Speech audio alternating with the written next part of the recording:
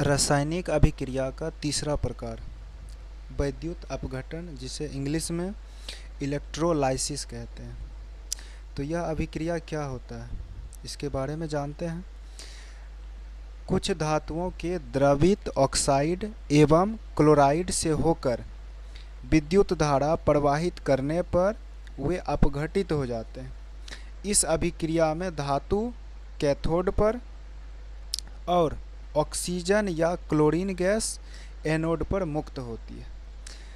तो यह जो अभिक्रिया होता है, तो सबसे पहले इस अभिक्रिया के लिए हमें विलयन लेना होता है द्रव के रूप में। तो वह विलयन जो होगा वह धातु का ऑक्साइड होगा, मतलब धातु के साथ ऑक्सीजन जुड़े होंगे या धातु के साथ क्लोरीन जुड़े होंगे।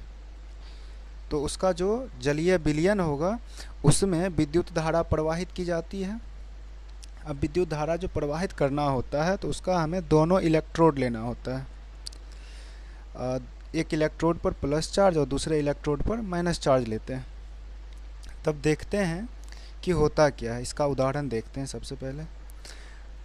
तो सोडियम क्लोराइड का हमें जलीय विलयन लेना है, जिसमें विद्युत धारा प्रवाहित करने पर सोडियम कैथोड पर जमा हो जाएगा, जो कि धातु के रूप में होगा, और क्लोरीन एनोड पर जमा होगा, जो कि गैस के रूप में होगा।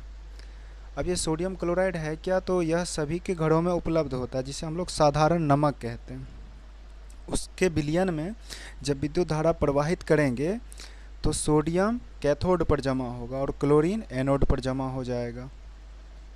तो यह होता है विद्युत अपघटन अभिक्रिया। इसके और भी कई उदाहरण हो सकते हैं, जैसे एल्युमिनियम ऑक्साइड से होकर विद्युत धारा प्रवाहित करने पर एल्युमिनियम कैथोड पर जमा होता है और ऑक्सीजन एनोड पर जमा होता है। चौथा प्रकार देखते हैं इसका, एकल विस्थापन अभिक्रिया, जिसे इंग्लिश में सिंगल डिस्प्लेसमेंट रिएक्शन कहते हैं। वह अभिक्रिया जिसमें किसी यौगिक में उपस्थित किसी परमाणु या परमाणुओं के समूह को किसी दूसरे परमाणु द्वारा विस्थापित कर दिया जाता है, एकल विस्थापन अभिक्रिया कहलाती है। तो इस अभिक्रिया में होता है क्या कि एक यौगिक रहता है, उसके साथ एक तत्व की अभिक्रिया कराते हैं। तो अभिक्रिया के फलस्वरूप जो हम सिंगल तत्व लेते हैं वह यौगिक में उपस्थित धातु को विस्थापित करके उसका जगह खुद ले लेता है। और यह अभिक्रिया जो है कम अभिक्रियाशील और अधिक अभिक्रियाशील धातुओं के बीच होता है।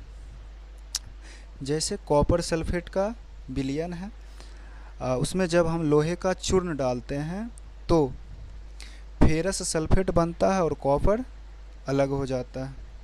यानी लोहा के द्वारा कॉपर सल्फेट में से कॉपर को अलग कर दिया गया, कॉपर का जगह लोहा ले लेता है, तो बनता है यहाँ पर फेरस सल्फेट, और कॉपर जो है इधर अकेला पड़ जाता है।